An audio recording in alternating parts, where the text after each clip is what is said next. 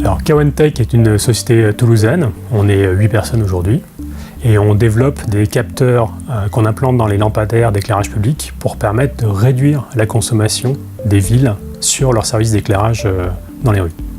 Le principe pour nous est de faire de l'analyse de mouvement pour identifier ce qui bouge sous le lampadaire. Si on a un piéton ou une voiture, on ne va pas avoir les mêmes règles.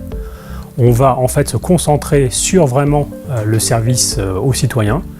Une personne est là, on éclaire bien, une voiture, elle a des phares, c'est pas nécessaire, on laisse juste 10-15% de lumière. Et la ville, grâce à ça, Toulouse arrive à des résultats où ils baissent de 68% leur consommation électrique dans certains quartiers. 17 km de rues sont déjà déployés à Toulouse. Il y aura 24 d'ici fin novembre. On a pensé cette approche de technologie de capteur au départ vraiment sous un angle technologique comme beaucoup de startups. Et puis on s'est rendu compte au fur et à mesure qu'on rentrait quand même sur du service public et qu'il fallait bien collaborer avec les acteurs publics déjà présents, penser Smart City en se disant Smart City c'est certes smartphone, nouvelle technologie, mais c'est City avant tout.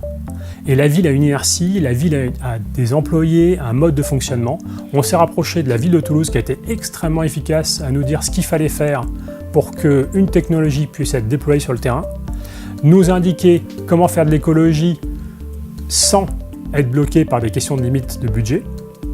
Et ils nous ont à ce moment-là donné des chiffres, ils nous ont donné un modèle économique, ils nous ont dit si vous arrivez à tel prix de revient du produit, si vous arrivez à telle économie d'énergie, l'économie d'énergie paye le capteur et à ce moment-là on peut déployer en quantité. Donc ce qui était un petit peu complexe à mettre en œuvre et qui n'a pas permis jusqu'ici les précédents fabricants de lampadaires ou les précédents fournisseurs de technologie smart de proposer ça, parce que effectivement réduire la lumière quand il n'y a personne dans la rue c'est un peu logique. C'est que c'est assez complexe technologiquement. Il faut qu'on puisse détecter des mouvements d'individus sans détecter les mouvements des arbres, les mouvements des câbles, les mouvements des animaux.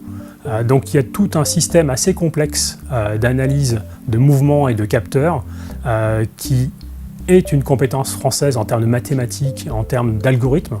Et ça, effectivement, bizarrement, beaucoup d'acteurs n'avaient pas poussé jusque-là la réflexion ou arrivaient à des technologies qui étaient déraisonnables en prix ou en consommation dans un lampadaire. On ne va pas mettre un ordinateur qui consomme 100 watts dans un lampadaire pour aller gratter 10 watts.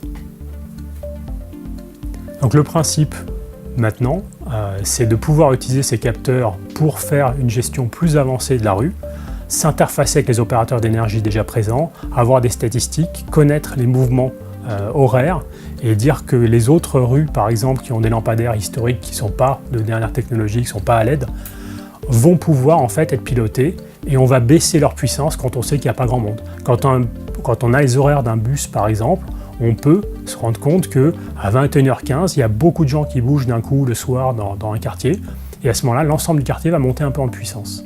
Donc c'est ce phénomène-là qui nous permet de répercuter l'économie d'énergie et on vient, nous, dans un modèle où la ville va gagner de l'argent en achetant de la technologie française.